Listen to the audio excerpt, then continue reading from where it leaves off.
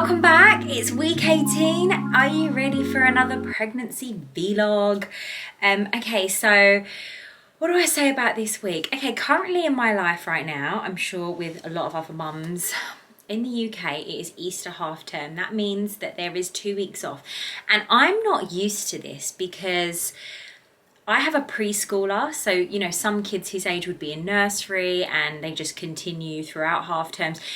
Now he's in like preschool. This is my first time really adjusting to 2 week half term, and it's a lot, isn't it? I felt so much pressure to have like something planned every day. Not that it matters, of course we can just chill at home. So they are very happy just doing nothing sometimes, but I don't know, I think as well because I know that in my first trimester I just didn't feel like fun mum.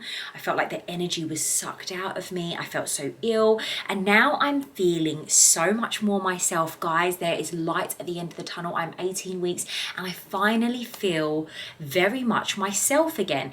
Okay, so it's not quite like Elvis's pregnancy. I'm not feeling like huge bags full of energy and I'm not feeling like divine, but in comparison to how I was feeling, I'm feeling pretty damn good.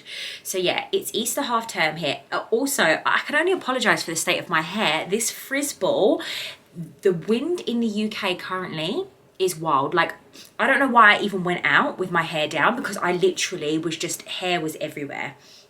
Like I couldn't even cross the road. I was like, okay, wait, let's just pause. I need to get my hair out my face. It's been intense. I'm currently drinking a juice. I don't know if you remember, I was telling you guys in a previous vlog that I never used to drink juice. I mean, if I freshly juice something myself sometimes, like I'll have like a ginger shot or I have celery juice. I actually used to drink celery juice in the mornings, but not just like juice casually, like as a snack. I'm a water or a coffee drinker and I'm loving juice right now. This one's delicious, like guava and lime and blue caraca, I think that's how you say it. That's why it's very blue, and it's got apple and it's nice. So yeah, what can I say about Easter half term? Well, so far it's been a lot of fun. I've definitely overcompensated and tried to be fun mum because I'm like, you know, I'm pregnant, but that doesn't mean that I can't be fun mum. Like, why do we do it to ourselves? Definitely overcompensated. We went to the Natural History Museum yesterday. That was really fun. Elvis loved it. If you've got a kid that's big into dinosaurs, or Elvis loves skeletons as well. He loves Halloween, he loves dinosaurs. It was like the perfect combo. He loved it. We even did the earthquake room. Like, he was so into it. Again though, I'm not used to being a half-term parent. Like, doing activities during a half-term is intense, guys. Just be prepared for crowds upon crowds. But we had a great day out. He was actually really well behaved. I think we only had one incident where he threw himself on the floor, but it was like for like 2 minutes and that's nothing. I'm such a parent in professional. Like a 2-minute tantrum, nothing. I don't even bat an eyelid. I don't even care who's looking, you know? However, this morning, getting us out the house, I think we were both in tears. So reality check, especially if you follow me on Instagram and you see, like, because I love posting up my little days out with him and stuff. But realistically, when he's having a tantrum or we're having a bad moment, my phone is not out. I'm trying to be really present and get down to his level and parent correctly. And this morning I was not parenting correctly. Like, he was being so naughty, by the way, but you know, I noticed that when I haven't got the tolerance for his behavior and I can't parent him and I snap, he just goes back at me and it just doesn't work for us. So yeah, if you are a first time parent, you have all this to come. But just as like a little reality check for people that definitely follow like my stories on Instagram, we had a cute day out and we had a terrible moment this morning where we were literally almost both in tears. We couldn't get out the door, but we got out, we made it to the cinema. We had a cinema date. He wanted pizza, we had a pizza date. And then we even popped to the shops, went down all the toy aisles and the Easter egg aisles, and we managed to make it out without a tantrum, and we just communicated and we told him that we wasn't getting anything today, and it worked. Okay, so sometimes you can have really great moments and sometimes you have not so great moments as a parent, and it's okay, and you just kind of get through it. Oh, my battery on this camera is gonna go. Why did I not plan this better? Okay, let's see if we can get through before it cuts out. Okay, so week 18. Sorry, I've just been rambling about Easter half term, but you know, catch up. I said I feel so like me again. I really do. I feel really good now. I still have a lot of fatigue in the evenings, but like in the day, I'm pretty much normal now.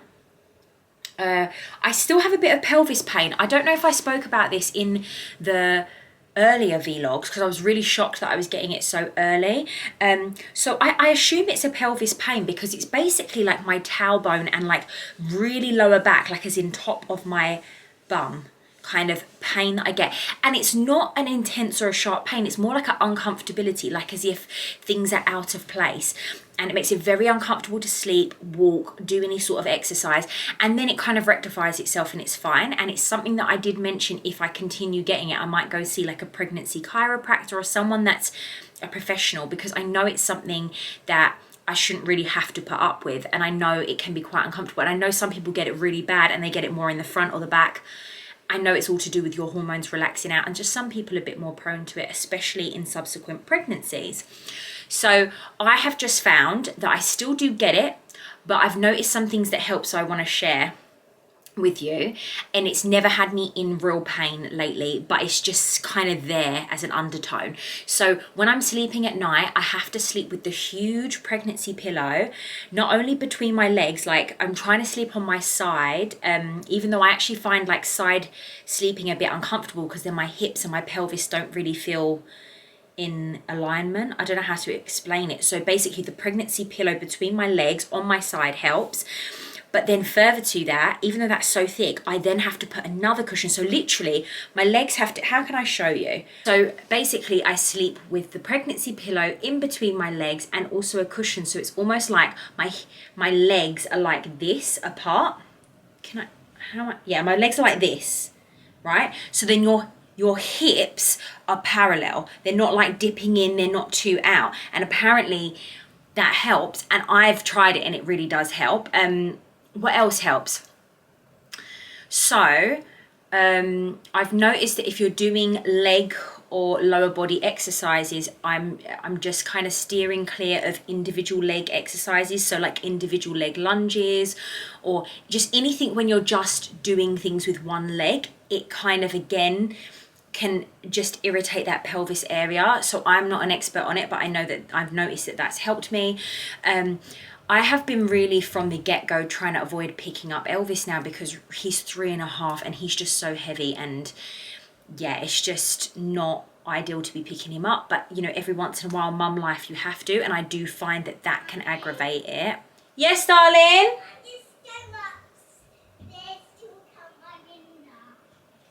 Okay, I'm just filming my pregnancy vlog, darling. Also, I've noted down that just doing glute and lower back stretches, basically anything that's tight in that hip, glute, lower back area is basically gonna pull on your pelvis more. Again, I'm not the expert, so I might be using all the wrong phrasing, but it makes sense. It's like when your hips and your glutes and everything's looser and a lot more flexible and not as tight, it helps. So I've just been making sure that I've really take my time doing my stretches before and after exercise, even walks. Like really, like I know walks doesn't seem that strenuous, but when you are pregnant, a walk is like a full-on workout, and you know, your muscles just react differently. So just making sure I am stretching a lot more, and it has helped.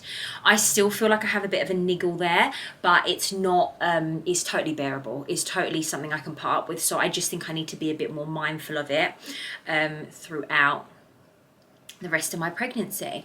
What else do I need to update you?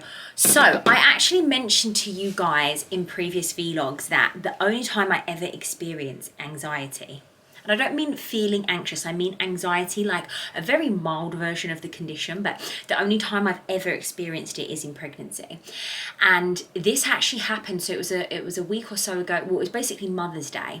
I remember it was Mother's Day because I just felt very not present on that day. So the week before, I had my midwife appointment, and they I remember I power walked there and I was busting for the toilet. So when I got there, of course I did my sample. You know, with your midwife appointments, the first thing you got to do is you do your urine sample, and they always check it for proteins and to make sure that you've got no infections or anything. So basically, as soon as I got there, I just peed straight into the cup. I was so busting, and when they were testing my urine, they were like, it's pretty much clear, but there's like a tiny little thing flagging up, but it's really, really low.